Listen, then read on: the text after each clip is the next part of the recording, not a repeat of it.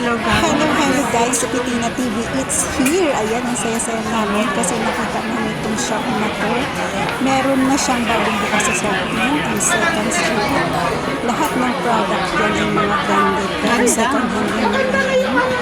Ayan, kung nakikita niyo, pinasok namin magkakaibigan kasi yung time na nauuso yan, dinayo pa namin sa pagkalayo-layong mall. Ngayon, malapit na siya sa amin. Nasa Shopee na lang siya. Ayan, ang daming magaganda guys. Kung nasa Shopee kayo, puntahan niyo itong shop na to at manilip kayo. Hindi na siya ganun kamahal, pero yung mga bag set and all, pero mga branded lahat. Lahat ng alam niyo mga branded, halos meron sila dyan sa loob. Ayan, Coach yan. Magaganda din yan. Ayun na, natutuwa yung mga mata namin kasi ang daming pagpipilian talaga. Meron yung mga mura, meron talaga yung parang kahit second hand na mahal pa rin. Tulad ng bag na yan. Ayan, inikot-ikot namin guys, mapabag, mapadamit. Nag-focus talaga kami dyan sa maraming bag na yan. Kasi ang gaganda naman nila talaga guys.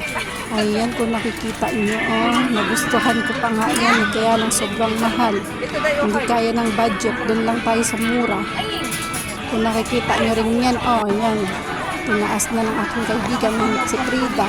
Gusto niya yan, pero ang mahal niya. Ayun si Charo, pili ng pili. Ako, pumunta ako dyan sa way na yan, sa mga damit. Nagtingin-tingin ako ng mga palda, pero wala akong nakita.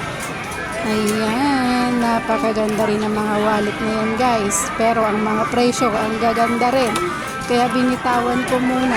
May nagustuhan din ako dyan na wallet. Pero ang mahal niya, hinawakan ko lang siya hanggang sa makita ko yung iba.